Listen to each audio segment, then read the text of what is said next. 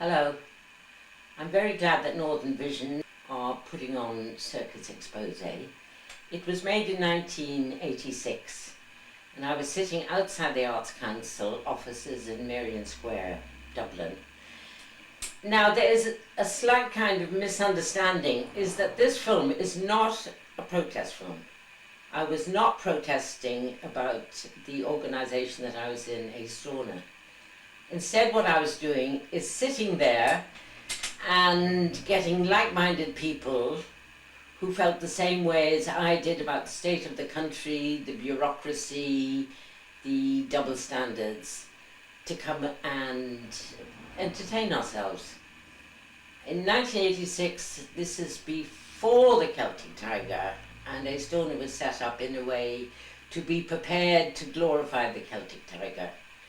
So the film, in hindsight, when I think about what we were doing, no activity like that had taken place before in Dublin. There were no street parties in Dublin.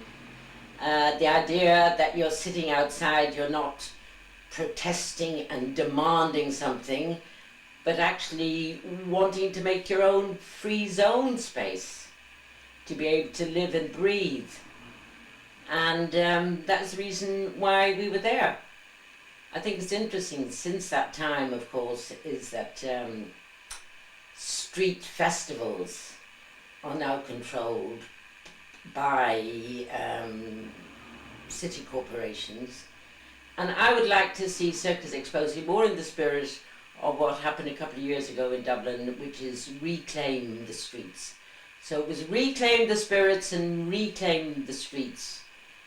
And it was wonderful, the people who came and support us. I mean, I'm thinking of Tom McGinty, who is now dead, and his wonderful, wonderful representation of the sun god coming down Merrion Square. And if you notice, I mean, that wasn't rehearsed, that was all spontaneous, the fact that the traffic stopped. There was no noise at all. It was a really magic, magic moment. And Jerry Tanner, who used to come every day, he in the end couldn't bear life anymore and he killed himself. And you have little John, and he now has become a very successful performer. And Jonathan Philbin Bowman, he's there, and of course he died a tragic death. So it has a lot of nostalgia, but it has a lot of the modern feeling of this is how we do things, is we don't have to go to processions and all have the same hymn. When we go, we can enjoy ourselves. The most important thing is to be creative, to be alive, and have our energy out there flowing to change the world. Slán.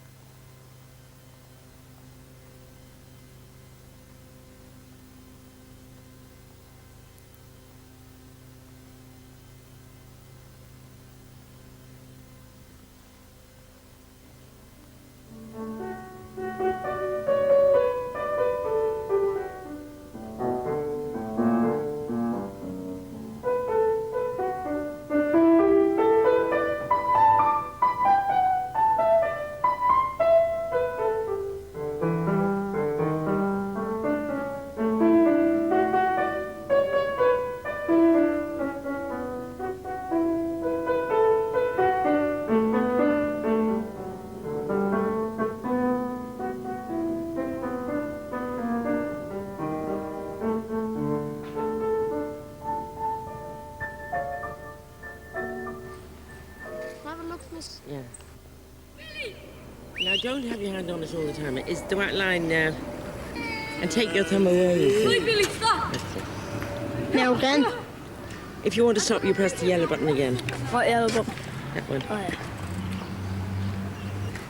But you have to take your thumb off it.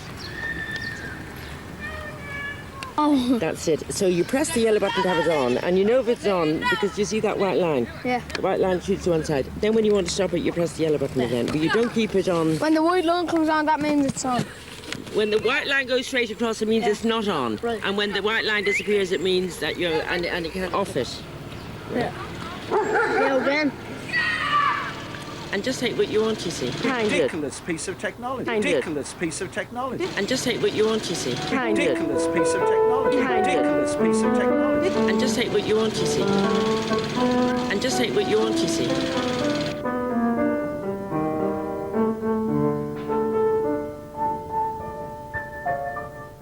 They decided to knock it down and build it from there up to there, a football pitch.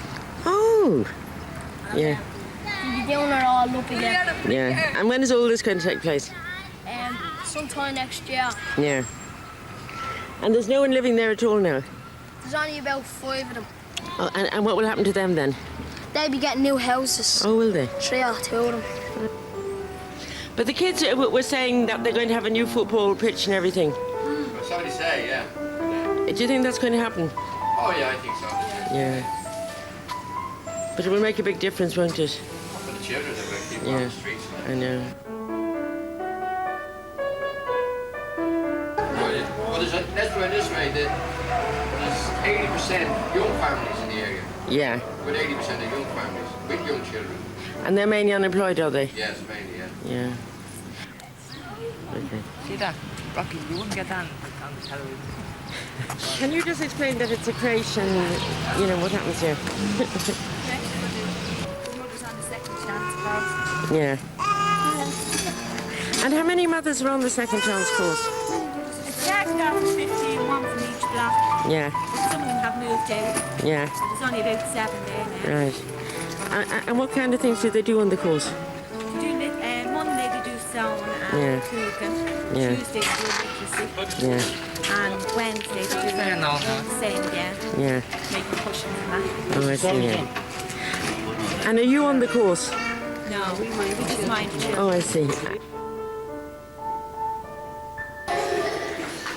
Which way are you going to vote on Thursday? On Thursday, which way are you going to vote in the referendum? Yes. Yeah. Do you think everyone around here will vote yes? I'd say majority, yeah. What friends? What friends? What friends? What friends? What friends? What friends? What friends? Drowning, no way. What friends? Drowning, no way. What friends? Drowning, no way. What friends? Drowning. In 1983, the Irish government set up a unique organisation to honour those who have made an outstanding contribution to the arts in Ireland. In 1983, bhuaigh rialtas na hÉireann éigreas, I léir gur bhéidir gradam ó thuairt, dóibh siúd ar ina éicht ar son na nélíonn in Éireann. This organisation is called Aosdána, an Irish word meaning the gifted ones. Aosdána an tanamatá ar an éigreas. Its administration and fundings are controlled by the Irish Arts Council. Tá smacht ag an cóirle é líon ar riara agus ar airgeadas Aosdána. As a playwright, I was honoured by election to the Aosdána. My name is Margaretta D'Arcy. I live in Galway, the west of Ireland. Mar gramadóir bhí sé den óir agam a bheith tóta ar Aosdána. Margaretta D'Arcy an tanamatá orm agus is as an galamh mise. In theory, Aosdána is a self-governing democracy of artists. Go teoiric chúl is éigreas déanlathach é Aosdána a rilíonn é féin. In practice, I discovered it was run by a clique of artists who had elected themselves onto the committee in Irish Tuscary. Ach fuair mise amach nár sin mar a bhí.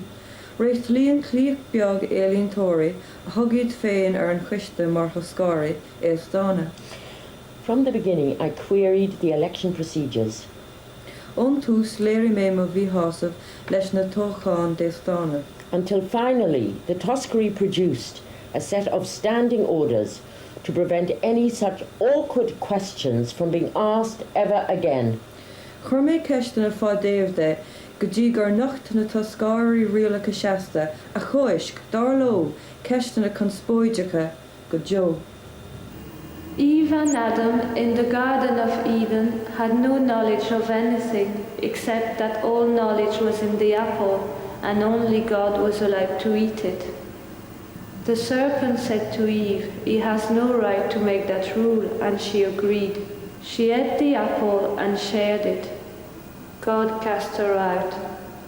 The Toscari have made themselves God with their own apple of knowledge and standing orders to prevent anyone sharing it. The majority of Aosdána members clearly showed when they voted against my motions calling for democratization of the Assembly that they do not consider freedom of speech, freedom of information and freedom from unwieldy bureaucracy to be a serious priority. I do.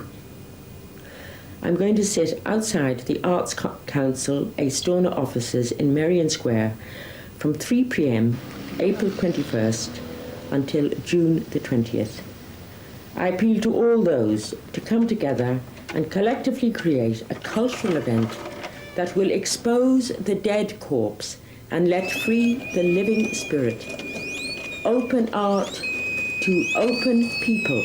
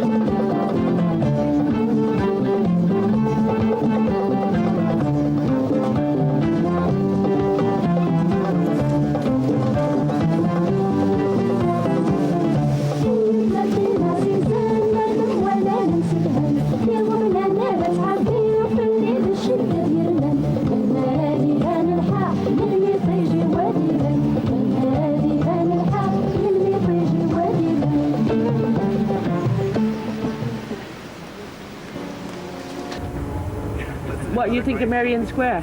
Good. What I think very pleasant. Do you know that Oscar Wilde lived in here? And where? Across the road. And Yeats lived. Jordan, he lived outside. And Yeats lived just. And Yeats lived just up the road. Barry, have you been to Merrion Square before, Dave? No, not formally.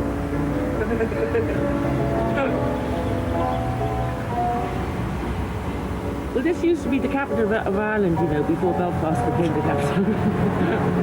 Merrion Square. Merrion Square, yeah.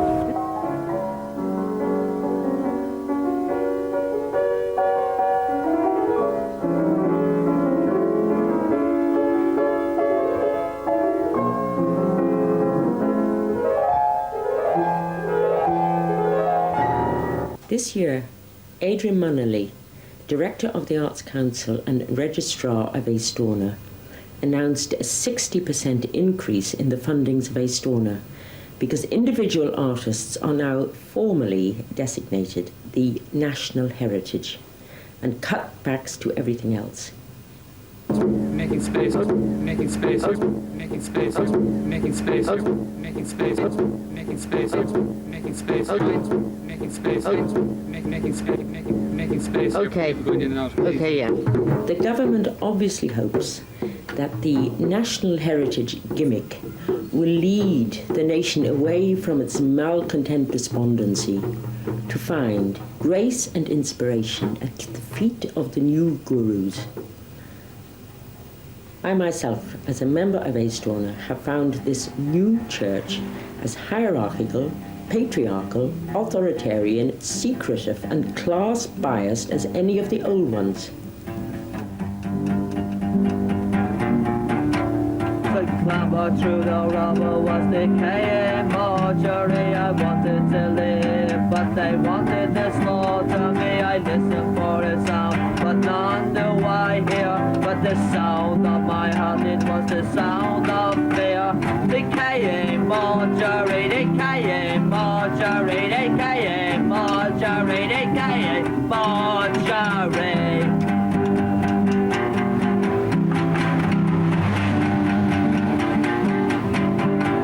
Mother is dying, a child lies dead, 'cause the milk of dead, it's been fed. Why was I ever conceived in a womb, so I could die so fucking soon? Decaying mortuary, decaying mortuary, decaying mortuary, decaying mortuary.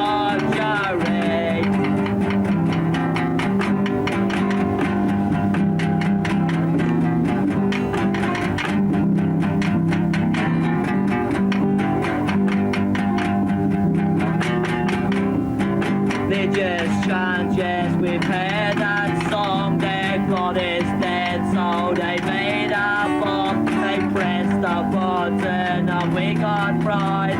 They pressed the button and the world died. Decaying mortuary, decaying mortuary, decaying mortuary, decaying mortuary.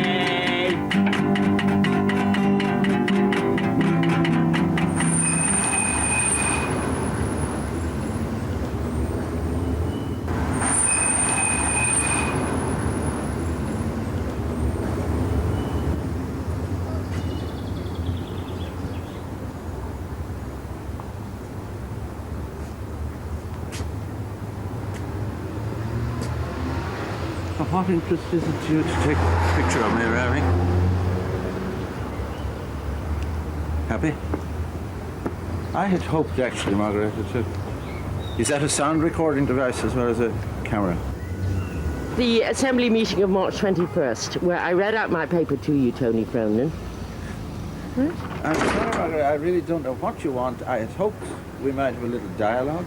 One could find out what you wanted. Well, of course we can have a dialogue. We had some common ground, both as people and as artists.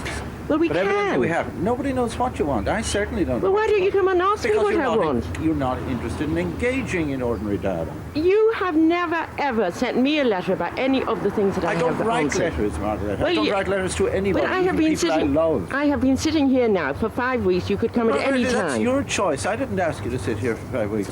But then you say that I'm not interested in having a dialogue with you. Of course I'm interested in having a dialogue. No, you're not interested in having a dialogue. I was crossing the road and you started brandishing this thing at me. Of course I am doing that. Behind this thing. I don't hide behind it. This ridiculous piece of technology. This is not this isn't a ridiculous bit of technology at all. It is you who are hiding things.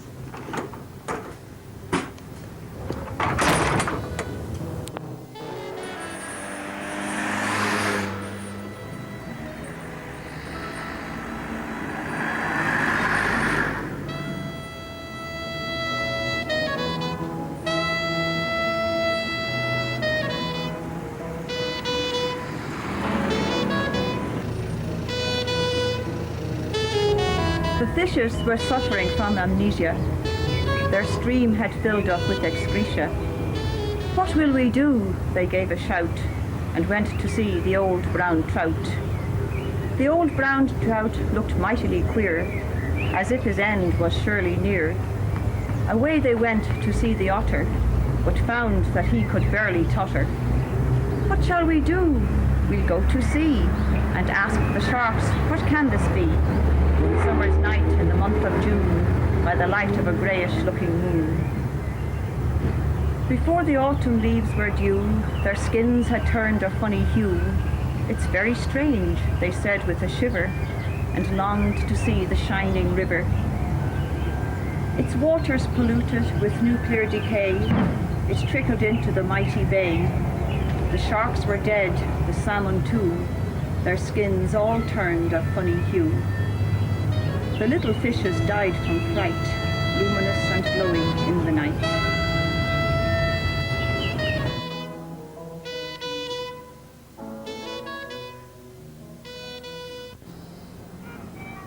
You see, but what they're doing is that they're pushing all the high art at the expense of any popular art. Yeah. And they're pushing in particular the visual artists because they're paid by the banks. And they're kind of making a prestige bourgeois culture for bourgeois people. I only give like for a visual artist it's not 8.9%. Yes, but they're giving them, in the last budget they gave over $1 million. Did they? They did, yeah. So you think like the fact that it's what you're objecting to is a clique? Well, the taxpayers have been taken for a ride, and that is to bolster up the money class in culture. And that once you've got your bourgeois class for their own culture, then they're not in any way going to be affected by awful things going on in the streets or whatever happens. Well, you reckon they accept that sculptors, painters and that are basically part of that class then? Absolutely. Well, who are they bought by? They won't like that. But they're bought by their banks, they're bought by the banks, they're bought by the big business, and the whole of the arts council. No, like Edward Delaney and those. Absolutely, yeah. He's inside the Aosdána. I mean, all they want is lots of prestige for them. Did you read the minute saying about they're all screaming out that they want to go to all the embassies for parties and things? So Edward Delaney gets up and his resolution is that 20 of the most important members of Aosdána should go. That's brilliant. It's just unbelievable.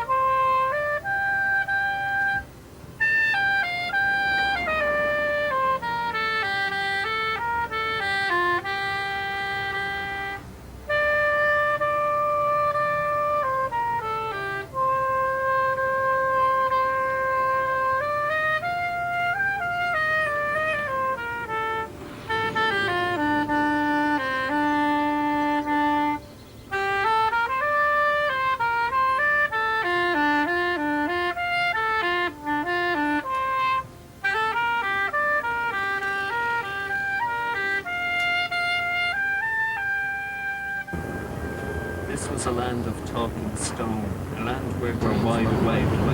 No savage nobleman had known in dreams of the Tennyson or Blake, the kind of loveliness we knew. Surrounded by the blessed sea, the journeys of our hearts were few, and yet we roamed eternally. On subtle ways the wise goats trod before we clung to a scarecrow god. Patrick gained by hook and sinker, Ireland for an eastern thinker, who, if he were alive today, would raise the bishops up and say, "You fought and worshipped in my name, and went to civilize and tame a people wiser than my own, who understood the power of stone. See what your patronage has done." And pointing out mad Paisley's face, and gawky bishops Ireland's grace, whisper viciously and low, "Look at your folly's burden now." But Christ has gone to join the pride. Misinterpretation there cannot lacerate his side. His wisdom crowned his own despair, yet when he died, he died. His legacy is the open wound which tears this land apart. Pharisaic churches ground hope from the human heart. The penal laws of Cromwell came, branches of the Christian vein. It seems all Christendom conspired to keep the Irish overtired and underfed, while the monuments of our ancient dead, built to trap the sun and moon, for merry waking and for joy, sunk in a mute swoon, became a frowsy pedant's toy.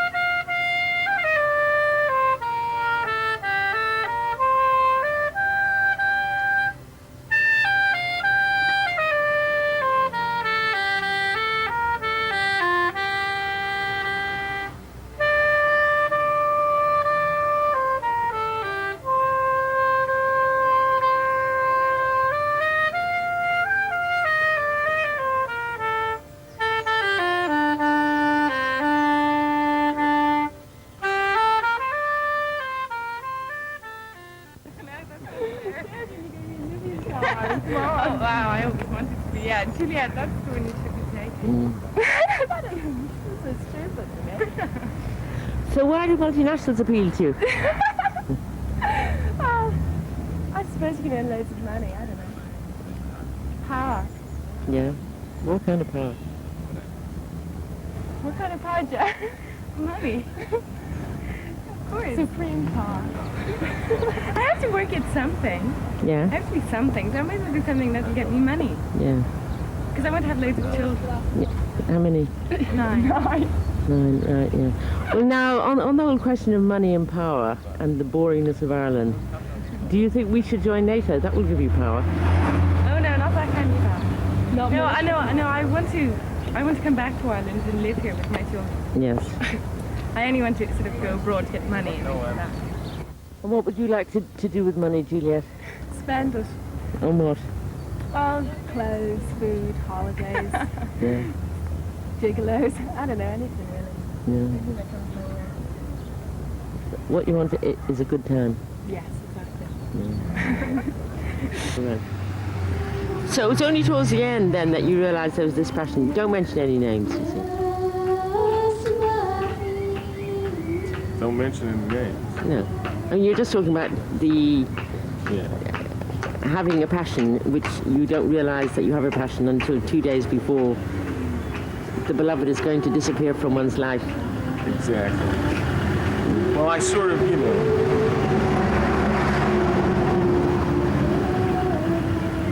I knew that there was something going on there, but it's only when I was faced with the prospect, that she, you know, she would go back and make her music, and I would go back to, like, I actually repair bicycles for a living, and that I would probably never see her again, ever in my life. Yeah. And my heart just broke. Yes.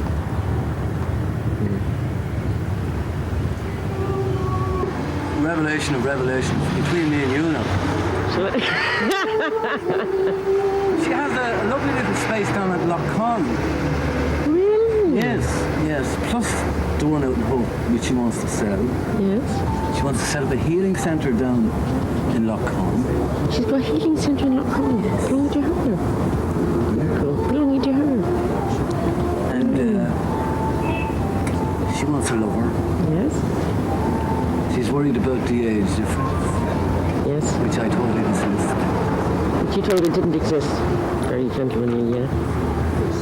And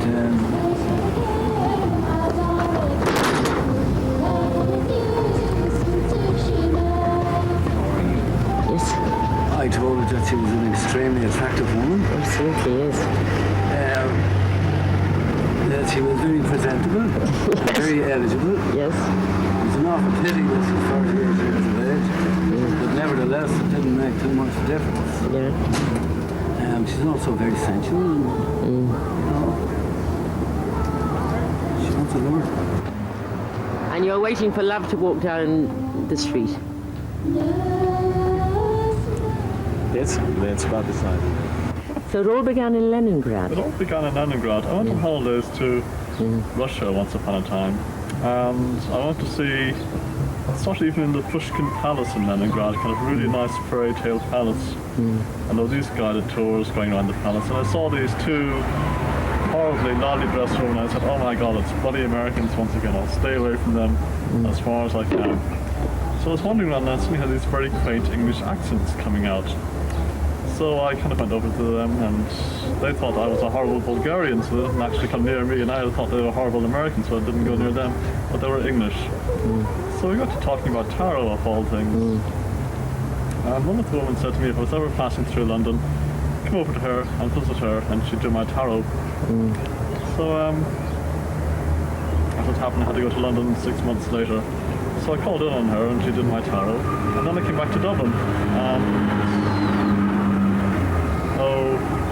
My girlfriend said there's a tarot workshop happening in Dublin, and the tarot workshop was run by people who are followers of this man here.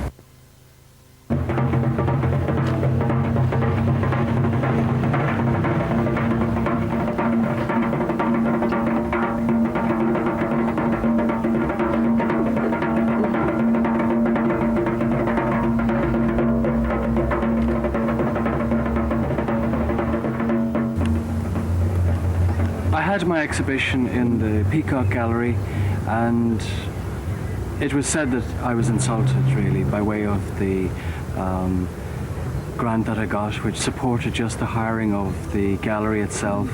It cost me £900 to support the exhibition overall, and I realised about 800 and something pounds, which is still putting me in the red bracket. I have no income, I'm living at home, the social welfare department is assessing me on means, my parents' pension income.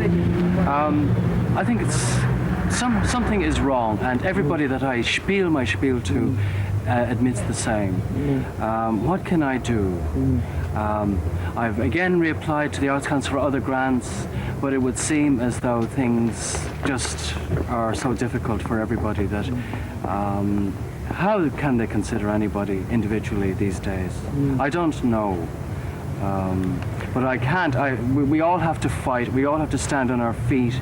But somewhere there must be a way of winning the confidence of bureaucracy into a social framework of thinking. And I think the only way that we can bring that about is to open the door of the Arts Council and to allow free-thinking people to come in and to join on their committees and to express their open views, opinions, whatever. But this Privacy Secrecy Act, technocratic fascism at its worst, I don't think will allow for human consumption of human social values. I got this piece of copper wire, right? Now you might put the camera on this for a moment. See, and I hammered it. Well, I fitted it in here, and I also soldered that end and this end. So now I think it's better like that than a necklace, really. You know? I'm happier about it.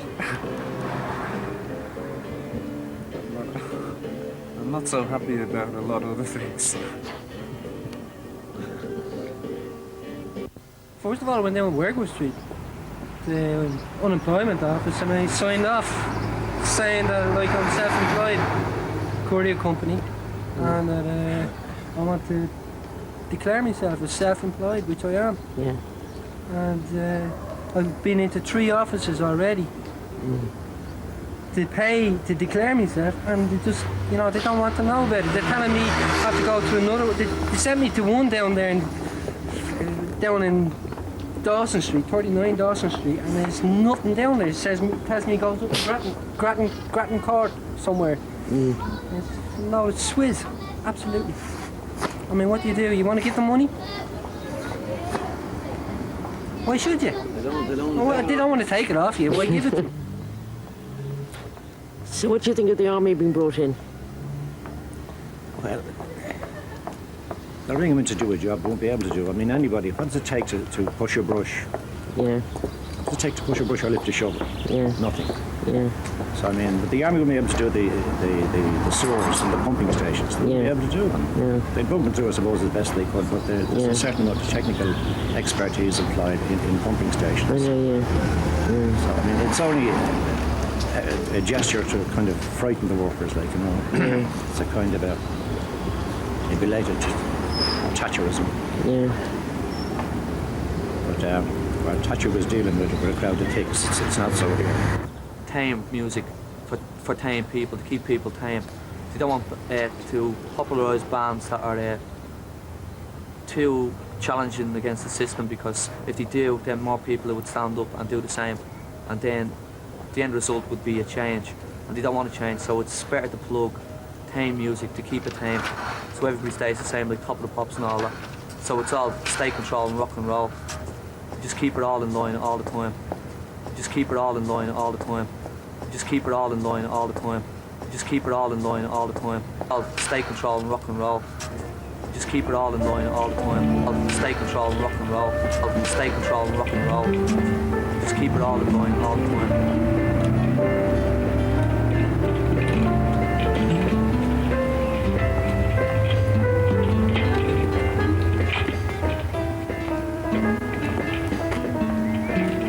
Think there was anyone still here. But I feel there should be an administrative grant from the Arts Council to a publishing house like us, you know, who publishes only women. Yes. But I think, sort of writers are particularly disadvantaged anyway, because they work in such isolation. They don't go through college, they don't make their contacts, they don't, they're writing the country, they're writing on their own, completely isolated. And women, I think, are more particularly isolated than men. They can't travel very often as easily. Oh, yes. Well, times have changed now. I told them it would. There's no one here, only ghosts. And tepid ghosts at that. Oh, well. What's become of us? There's not much left. For the old days when we used to wander abroad. May I have something to drink? Do!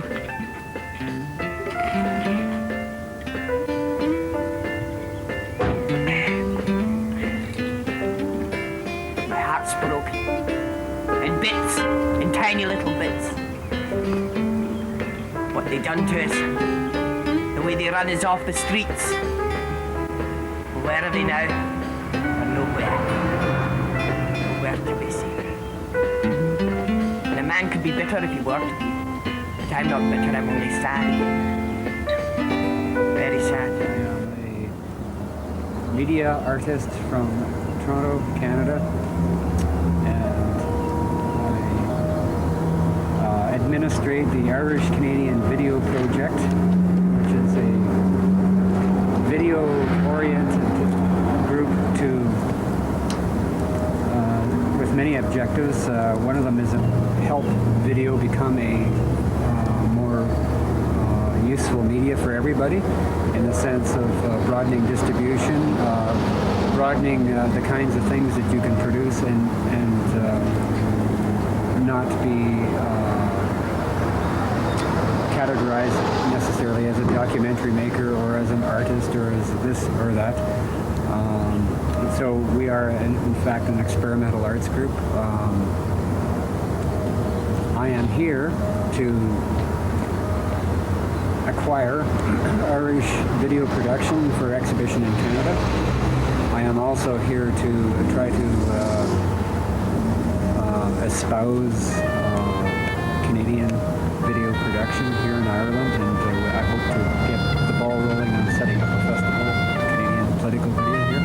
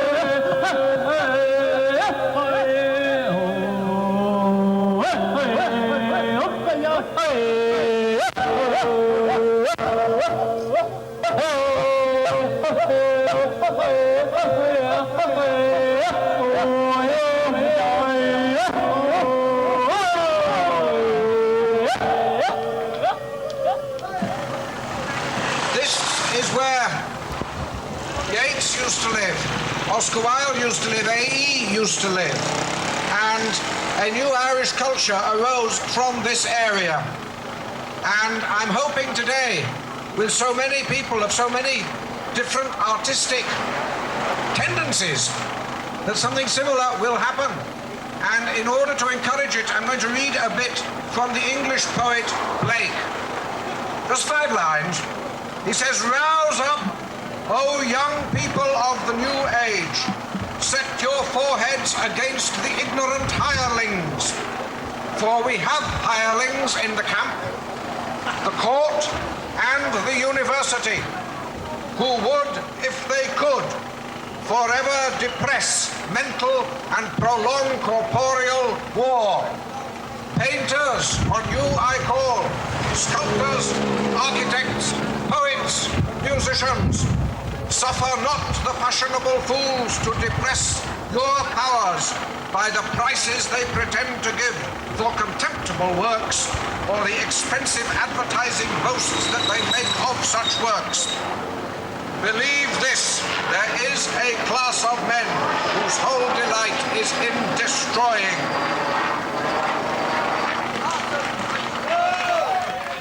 Dear Margaretta, I support what you are doing, but could not afford to come to Dublin on June the 20th. As a dependent, I have no income of my own, only housekeeping. Thanking you, Noel Vile.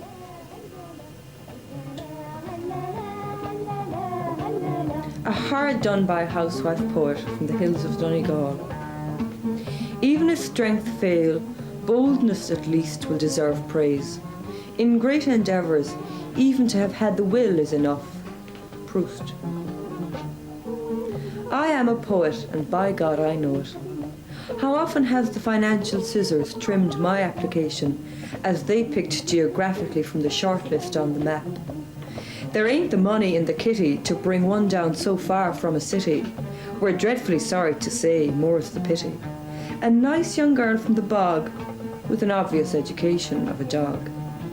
Take this lot of heads from Dublin, then pick an odd one left, right, and centre. Don't delve too far, stirring up the dredges, and that will be representative of women enough. It won't look too bad, can't stumble. Poverty of place equals poverty of mind. Poverty of place, poverty of mind. Poverty of place, poverty of mind. Poverty of place, poverty of mind.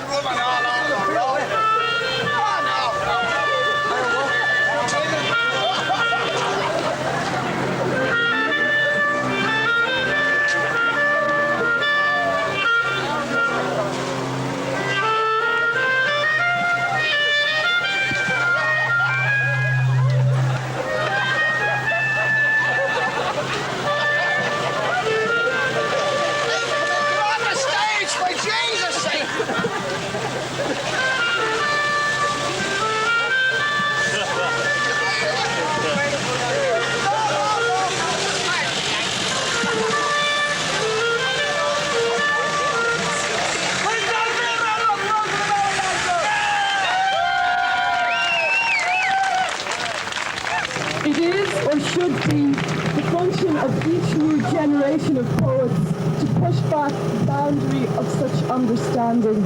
It is not, but should be, the function of the Arts Council to promote the kind of innovative poetry needed to push back these boundaries.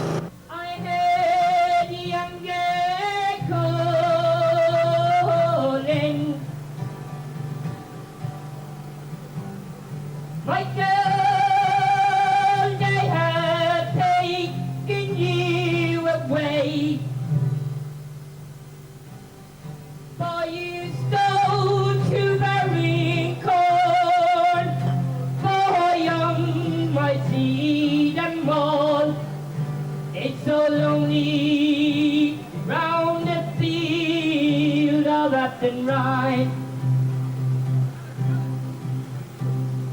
Lord, light feet, left and right, where once we watched the small free bird fly. Our love was on the wing, we had dreams and songs to sing. It's so lonely round the field of Afton Roy. Open arts, the open sesame to an open society. Open, this is now one for the Arts Council. Perhaps we should say it a bit louder than the rest. Open arts, no secret society of closed minds in private sessions. Final one then is art for the masses, not for the high priests. That's it.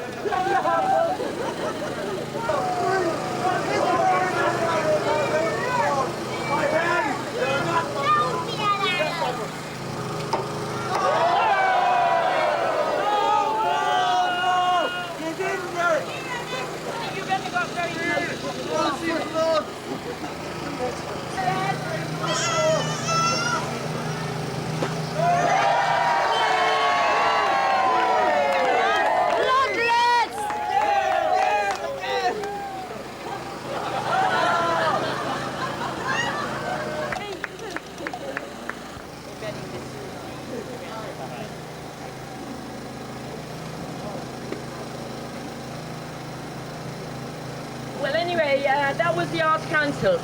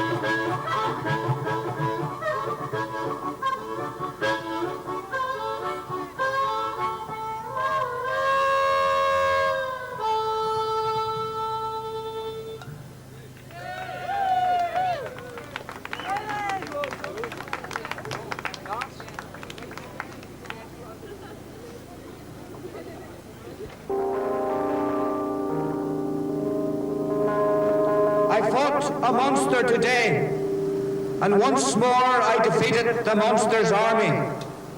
Although I did not escape, I survived to fight another day. It was hard, harder today than ever before, and it gets worse every day. You see, I am trapped, and all I can do is resist. I know someday I will defeat this monster, but I weary at times. I think and feel that it may kill me first. The monster is shrewd. It plays with me. It humiliates me and tortures me. I'm like a mouse. The monster is shrewd. It plays with me. It humiliates me and tortures me. I'm a mouse in comparison to this giant, but when I repel the torture it inflicts upon me, I feel 10 foot tall, for I know I am right. I know that I am what I am, no matter what may be inflicted upon me. It will never change that fact.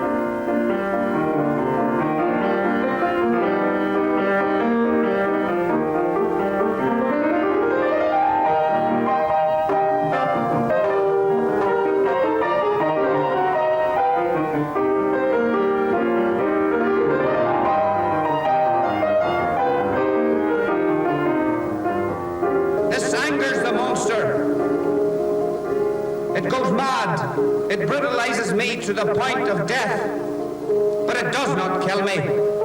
I often wonder why not, but each time I face it, death materializes before me. The monster keeps me naked. It feeds me. But it didn't feed me today because it had tried so hard to defeat me and failed. This angered it once more, you see.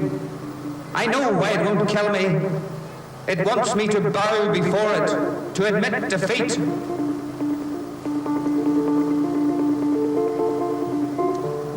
If we don't beat it soon, it will murder me. Of this I am certain. It keeps me locked up in a dark, smelly tomb, and it sends its devils to keep me on edge, to keep the torture going. Each time the door of my tomb opens, the black devils attack me. They nearly won yesterday. It was inhuman. They beat me into unconsciousness. I think, is this really happening to me? And can this happen in this day and age? Monsters do not exist, nor do devils. There cannot be so many devils. I'm mad, yes, that's it. I'm insane. But my pain, suffering, and grief are real. It must be all real. No, I'm right. I know I'm right. I must resist. I have nowhere to run. My tomb may be my grave. I'm surrounded by a barbed wire jungle. The monster roars at me. You shall never get out of here. If you don't do as I say, I shall never release you. I refuse.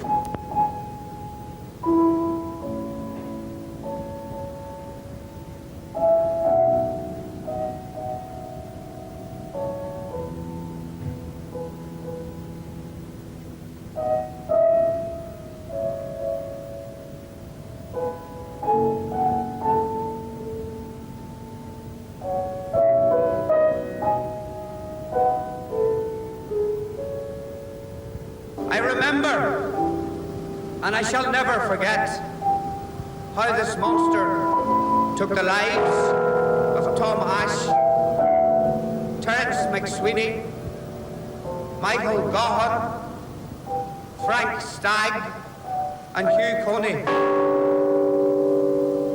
And I wonder each night what the monster and his black devils will do to me tomorrow.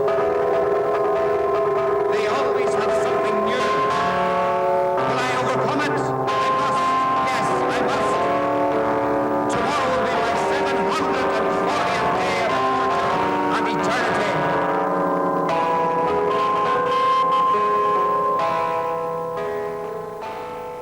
Close your eyes and imagine for one moment J.B. Yeats, solemn, proud and handsome, walking along one side of the road in one direction, and George Moore, short, squat and short-sighted, walking in the opposite direction because they never talk to each other.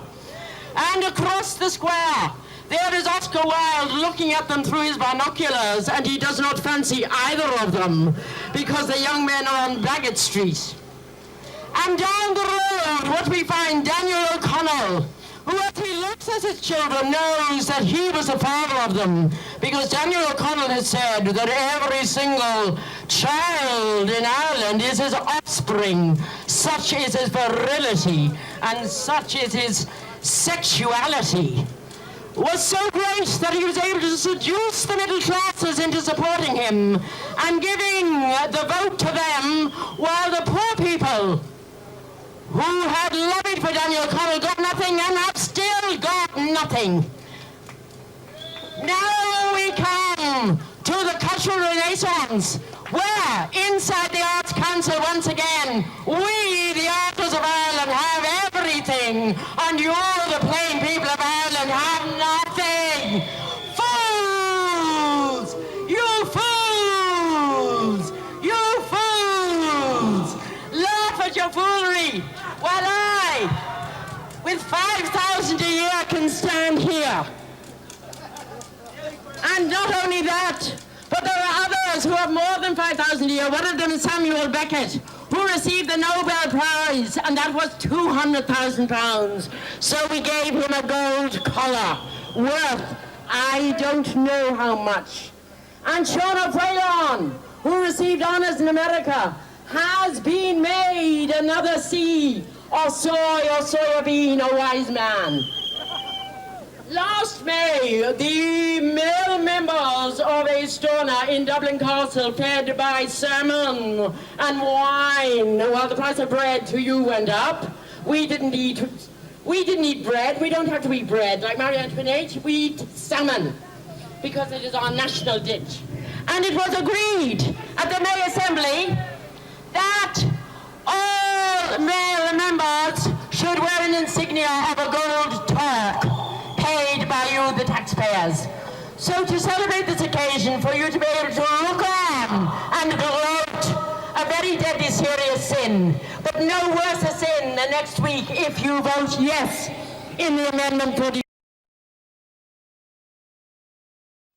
unhappy marriages are the price that you must pay to go to heaven.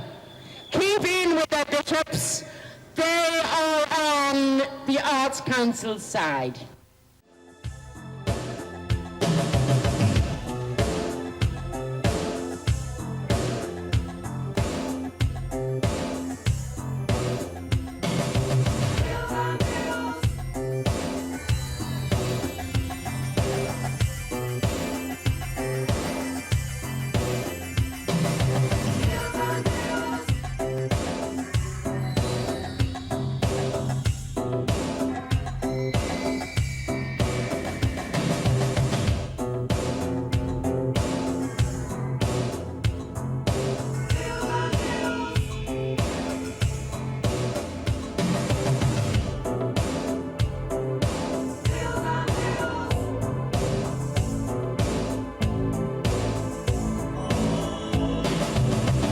She rose from her cold bed, she sighed, yet they said,